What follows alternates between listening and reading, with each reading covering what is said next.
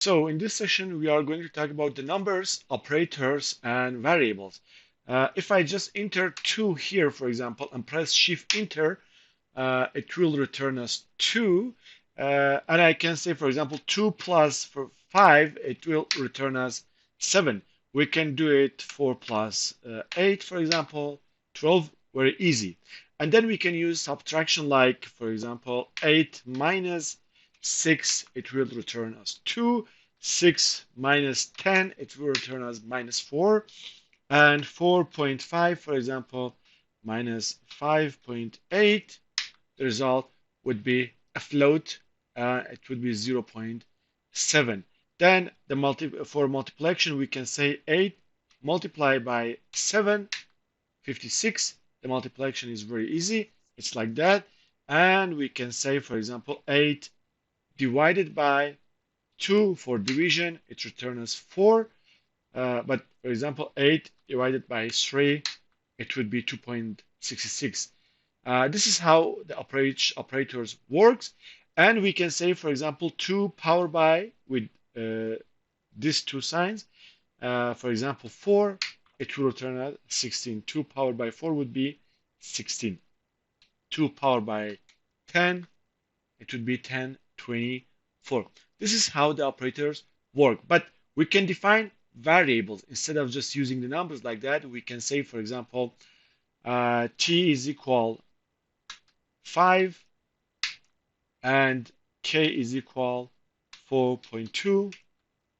And we can say, for example, and along with this k, we can define r is equal to 6. Then we can say t multiplied by r, the result would be 30. T is 5 and r is 6. Then the result would be 30. To see the result, you always press Shift and Enter.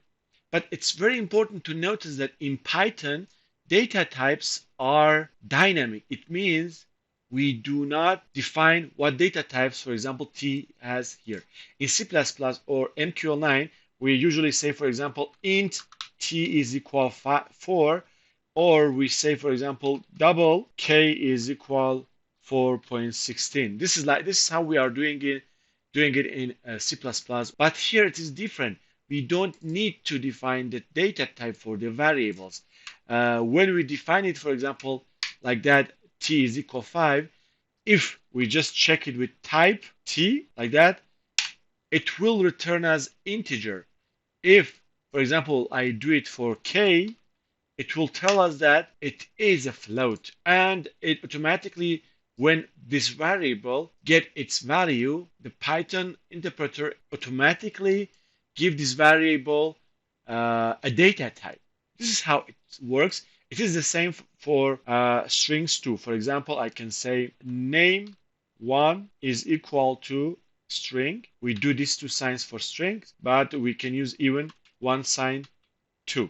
But I will tell you what's the difference. For example, name1 is John and name2 is Tim, for example. I shift and enter, and if I just call name1, if I just write NA and then press tab, if I press tab, it will tell me how many options do I have. Here, the name I wrote with E, it's wrong. So if I say just name1, and I just write NA and then press Shift and tab, I should first run it again. I just say NA and Shift tab. I have two options. Which one I want to choose? For example, I want to choose name1 and Shift enter. The name is John. Remember, we used this two sign, but we see that it is in between only one of them. And what is the difference? For example, I can say text one is equal. If I just say hi, I am Tim, then I want to have the text one as seed. We don't have any problem. But what if instead of writing I am, I use I'm? Then we would have problem. So when we want to use this form, instead of we change this sign to double quotation like that, so we wouldn't have problem when running a text. And here name1 is a string. If I say return me the type of this name1, I will see that it says it is a string, and the type is string, and the type is automatically assigned to name1 when we gave it a string value. We define another variable named pi. It is equal to 3.14. This pi, if I just check type pi, it is a float. I want to change it to integer. I just write int and enter pi inside of it and shift enter. It will only return 3, not 3.14, because we change a float to an integer, and the values after this point will be ignored. And but still, when I write down pi, it is still 3.14. If I want to save it, I should say, for example, int pi equal to this one, and I should assign it to another variable if I want to save it. I can see that this one is still 3. We can use, for example, t. What was the t? T was 5. 5 here is a number. But what is strt?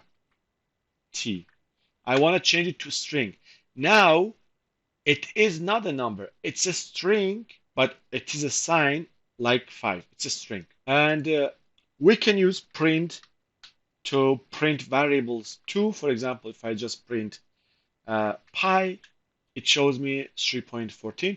We need this print because, for example, we had two names, name1 and name2, and we can define two ages. For example, age 1 is 25 and age 2 is equal to 35, for example.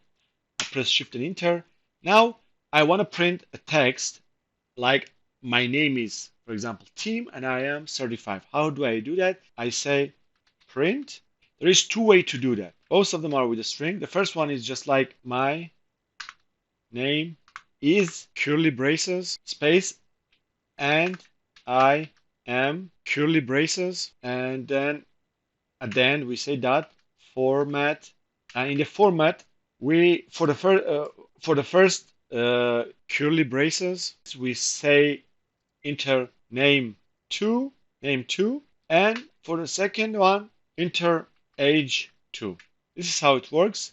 If I press my name is Tim and I am 35. You can do it in that way too. For example, we say x equal to name1 and y is equal to age 2. And in this case, we can just copy x here and y here easily. Shift enter. We have the same result, but in this case, we choose to where put x and where put y. If I say put y here and x here, it will be a little meaningless. My name is 35 and I am Tim.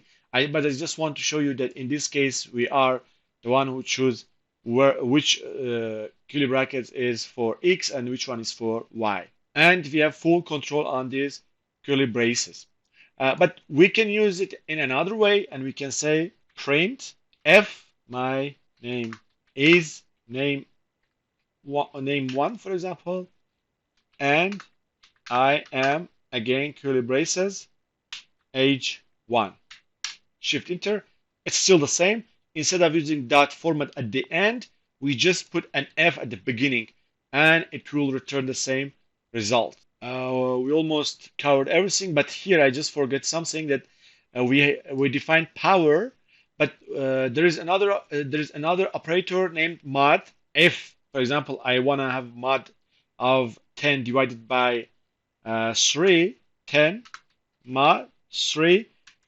In Python, we do it by %3, and it will be 1. 10 mod 3 would be 1. 10 mod 4 would be 2. It means when we divide 10 by 4, 2 will be remained. This is all for this section. In the next section, we learn how to define lists, sets, tuples, and dictionaries. And we go forward with the strings because strings are very important and we need them a lot.